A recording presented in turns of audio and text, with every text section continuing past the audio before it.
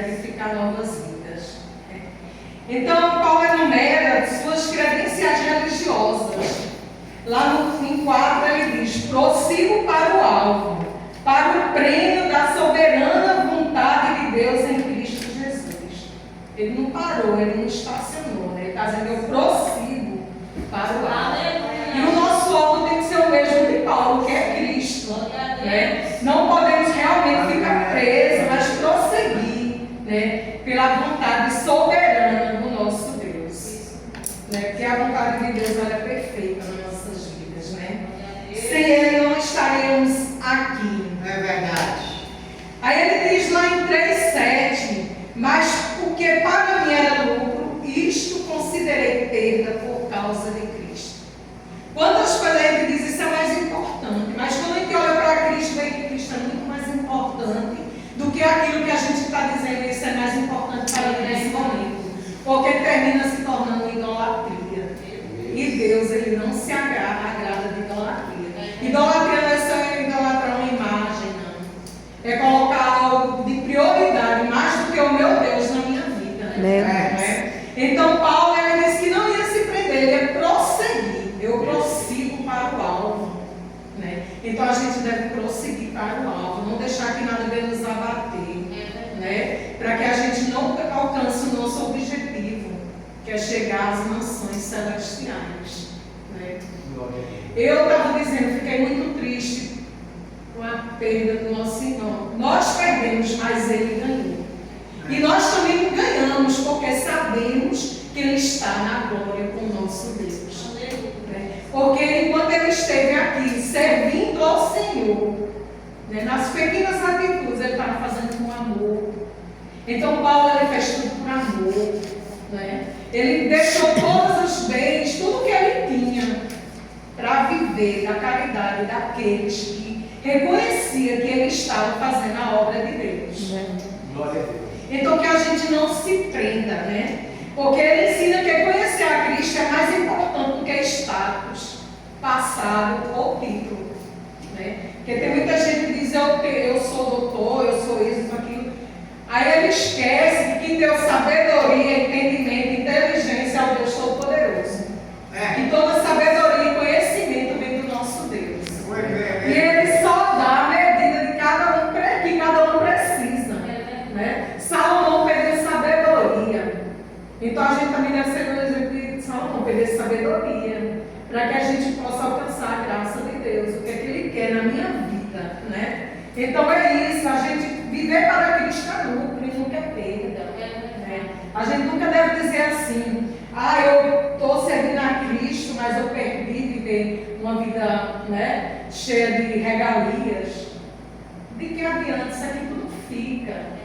Né? O que a gente leva é a nossa fé, a nossa intimidade com Deus, a nossa confiança nele, sabemos que vamos ser salvos, que já estamos salvos, que já estamos libertos.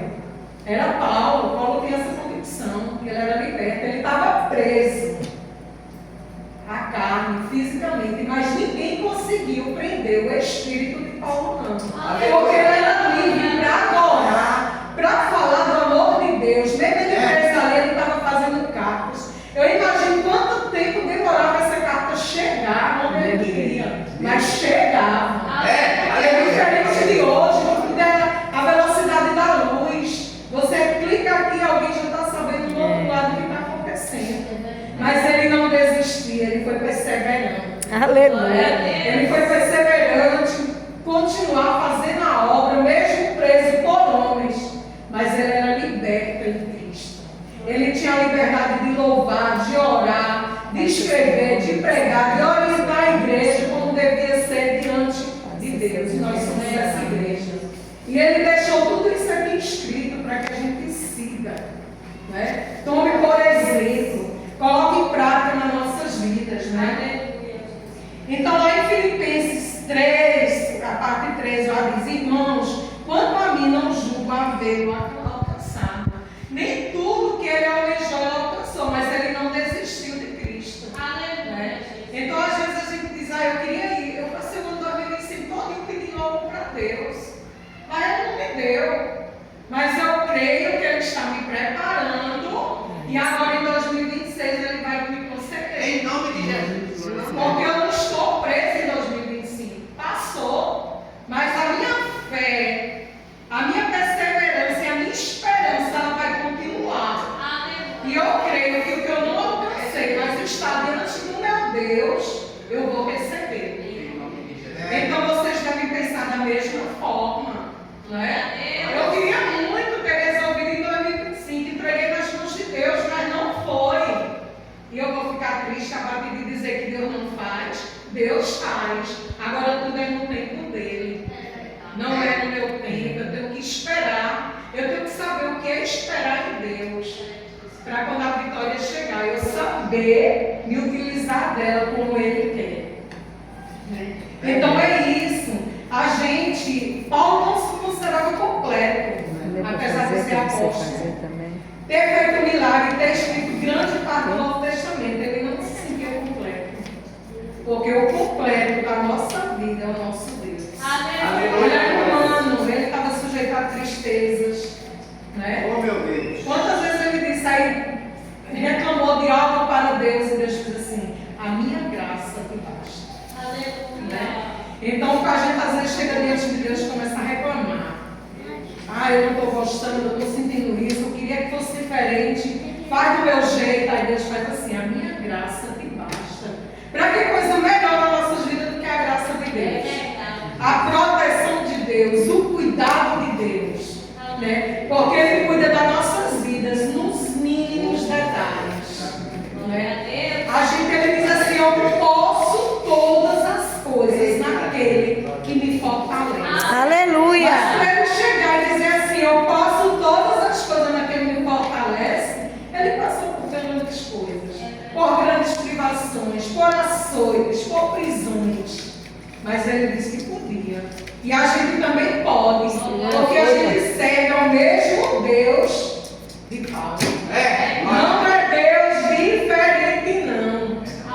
É? Então, antes dele profetizar e dizer eu posso tudo naquele que me fortalece, lá no versículo 11, de 4:11 diz, digo isto não por causa da pobreza, porque aprendi a viver contente em toda e qualquer situação. Somos nós a tentar contentes. É difícil, vem coisas para nos entristecer. Mas ele diz aqui, eu aprendi a estar contente em toda e qualquer situação. Porque ele tem a convicção que quem acalmava ele é o consolo dele, é o Espírito Santo, não é? Tanto ser estar humilhado como também ser honrado. Quantas vezes a gente não é humilhado? Por aquelas pessoas que a gente menos espera. Mas também quantas vezes somos honrados por pessoas que a gente também menos espera. Né? Então a gente também tem que se aprender. Porque quando a gente nós cristãos somos humilhados, Deus nos exalta. E não adianta eu viver todo o tempo exaltada, porque como é que eu vou saber ser humilde? Né? Então era essa lição que Paulo estava querendo passar aqui para a igreja. E tudo em todas as circunstâncias, já tenho experiência, tanto de fartura como de fome, assim de abundância como de escassez. Né? Nem todos os dias a gente tem tudo que quer dentro da nossa despensa, na nossa geladeira. Mas a gente tem que agradecer a Deus porque a gente tem um pão para comer. Não é do jeito que a gente queria, mas aquilo ali vai satisfazer a nossa necessidade física. Então a gente tem, além de satisfazer a nossa necessidade física, a gente também tem que satisfazer a nossa necessidade espiritual. E não deixar que a nossa necessidade espiritual também venha a ser escassa. Né? Porque quando ela está escassa, porque ele deixou de procurar, de buscar, de ter intimidade com Deus. Não tem coisa melhor do que você se olhar assim no espelho e Deus começar a falar contigo. Tem não. Eu digo isso que eu já passei por várias experiências assim. E olha que eu sou humana, sou pecadora, sou sujeita de falha, preciso todos os dias da misericórdia de Deus. Então eu creio que Paulo ali todos os dias ele estava precisando da misericórdia de Deus. Deus foi tão misericordioso com Paulo que ele revelou tudo que está escrito aqui. Então como é maravilhoso a gente ter essa intimidade com Deus, né? Porque Deus ele é o mesmo, ele continua falando comigo e com você. A gente só precisa dar vazão para que o Espírito Santo de Deus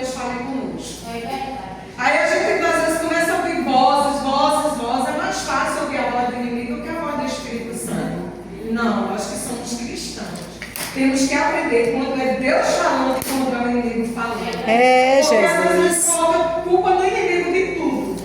Ah, é o inimigo. Mas como é que está tu diante de Deus? Aleluia. Né? Não podemos culpar o inimigo, porque às vezes nós somos próprios, a gente mesmo provoca as situações e coloca culpa no inimigo, porque está esquecendo de buscar Deus e ouvir a voz do Espírito Santo. É, Jesus. É, meu Deus. Né? Às vezes Deus permite que o inimigo toque, como fez com o Jó, para ver se tu vai cair diante dos homens e diante do mundo. Mas você pode até cair diante do mundo, mas diante de Deus não. Né? Então a gente tem que ter cuidado, porque dizer, é o inimigo. Mas será que é o inimigo? Não é tu que está fazendo a coisa errada, que não está dentro da vontade de Deus, que não está alinhada com a vontade de Deus, né? Então a gente tem que ter cuidado com isso. Né? A gente tem que estar atento para ver o que é que Deus está querendo, porque Ele quer que cada um de nós cresça espiritualmente. Ele não quer que a gente fique estagnado, parado no passado. Ah, eu já leio a Bíblia, para mim está bom. Ah, eu já fiz uma oração, para mim está bom. Mas Deus te chamou só para isso? Não. Ele tem propósito na vida de cada um. E cada um aqui tem um dom de Deus. Só precisa você deixar que o Espírito Santo venha desenvolver esse dom. É verdade. É improvável Paulo falar do amor de Deus. Porque ele era um perseguidor dos cristãos. Mas quando para o homem é improvável, para Deus ele se torna provável. Aleluia. Então todos ficaram sem entender como é que Paulo agora começava a defender os cristãos e a falar de Deus, a falar de Jesus, a pregar o Evangelho. Então mesmo eu vou fazer comigo e com você. As pessoas não interessa. Como era ela? E no que ela se tornou? É o nosso Deus trabalhando nas nossas vidas. Glória a Deus. Né? Então não devemos parar de crescer espiritualmente mediante as circunstâncias